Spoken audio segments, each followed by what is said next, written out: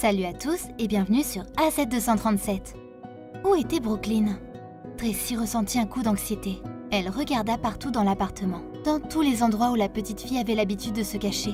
Elle regarda sous les lits, dans les placards et même dans le panier à linge. Elles allaient être en retard à la garderie.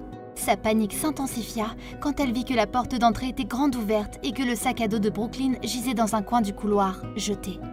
Découvrons ensemble où se trouve la petite Brooklyn, dans la suite de l'histoire. Avant de commencer, voici la question du jour. Je suis le deuxième né d'une famille de 12 enfants, mais je suis le plus court. Qui suis-je? Donnez-nous votre réponse dans les commentaires. La réponse exacte vous sera donnée à la fin de la vidéo. N'hésitez pas à liker la vidéo pour nous encourager.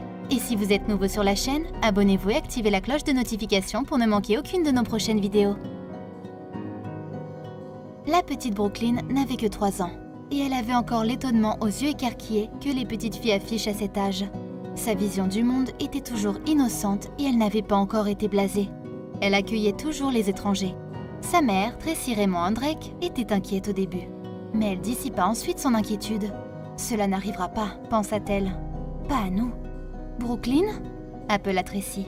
Elle fit 3 pas paniqués vers la fenêtre avant, et c'est alors là qu'elle vit à travers la baie vitrée floue la petite figure candide de Brooklyn dans sa robe rouge qu'elle s'était choisie la veille.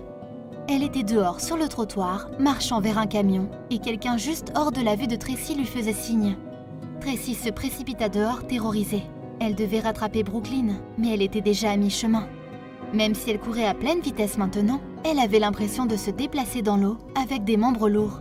En réalité, tout se passait en quelques minutes, mais le temps semblait ralentir pour Tracy, et elle savait que peu importe la vitesse à laquelle elle bougeait, elle ne serait jamais assez rapide. Elle vit la petite Brooklyn tituber vers le camion devant elle. Elle ressemblait à un point rouge éclipsé par l'énorme véhicule. Bientôt, elle atteignit le camion, le contourna côté conducteur, et elle regarda à l'intérieur, parlant à quelqu'un. Elle leva les yeux vers l'énorme homme assis sur le siège conducteur. Il sourit à Tracy, et Brooklyn avait un large sourire. Delvar Dobson avait une silhouette remarquable et impressionnante. Il était grand et musclé, avec une paire de lunettes de soleil protégeant ses yeux. Il portait un gilet réfléchissant vert fluo, et il faisait ses rondes ce matin-là dans son camion à ordures.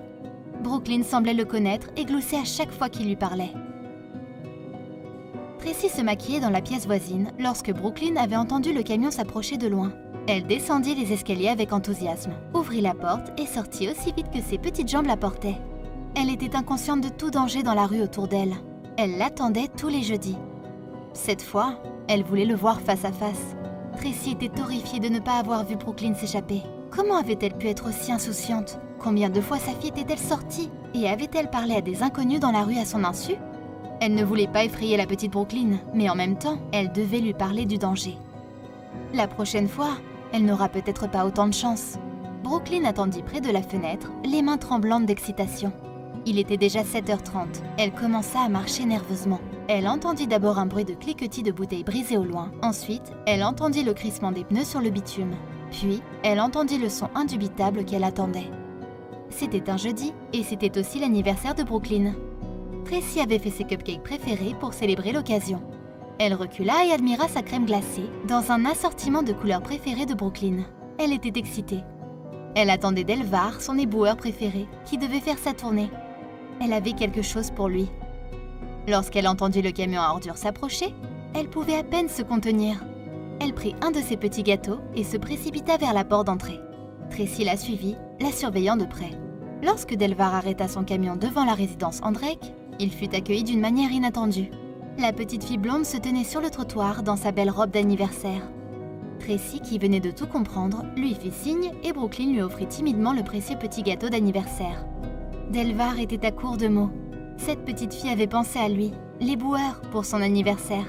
Il fut profondément touché par le geste et jura qu'il ferait quelque chose pour elle en retour.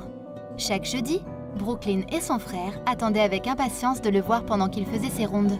Mais il dut attendre 6 mois entiers avant de pouvoir exécuter son plan. Enfin, le jour arriva. C'était en octobre et c'était l'anniversaire de Delvar.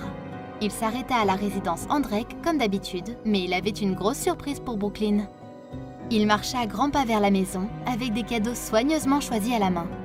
Il apprit que Brooklyn était une fervente admiratrice du film Frozen et avait fait faire par sa femme un énorme panier de friandises sur le thème de Frozen. Il lui offrit également une poupée Elsa pour son plus grand plaisir. La tradition des cadeaux de Delvar et Brooklyn se poursuivit pendant 2 années entières et l'histoire devint virale partout dans le monde. Delvar reçut des lettres du Japon, le félicitant pour sa gentillesse. Lorsqu'il trouva du travail comme spécialiste de l'assainissement à Bloomington, Delvar était passé à des pâturages plus verts, mais Brooklyn lui manquait chaque jour. Lorsqu'on lui posa des questions sur cette histoire réconfortante, Delvar déclara « Peu importe que je sois un éboueur ou directeur financier à State Farm. Nous devons tous découvrir notre don et être efficaces. Je suis un mentor pour les enfants et c'est une passion que j'ai toujours eue dans mon cœur. En étant reconnaissant du don de la vie et en le partageant simplement, je crois que j'affecte positivement mon entourage, ajouta-t-il. Je pense que tout le monde devrait le faire. Quelle est votre opinion au sujet de cette histoire? Dites-le nous dans les commentaires. Et maintenant, la réponse à la question du jour. Le mois de février. Il est plus court car il comporte 28 ou 29 jours, contre 30 ou 31 jours pour les autres mois. Bravo à tous ceux qui ont trouvé la bonne réponse. Nous voici arrivés au terme de cette vidéo. Merci de l'avoir regardée jusqu'à la fin. Surtout, n'oubliez pas de la liker et de la partager avec vos amis. À très bientôt sur AZ237.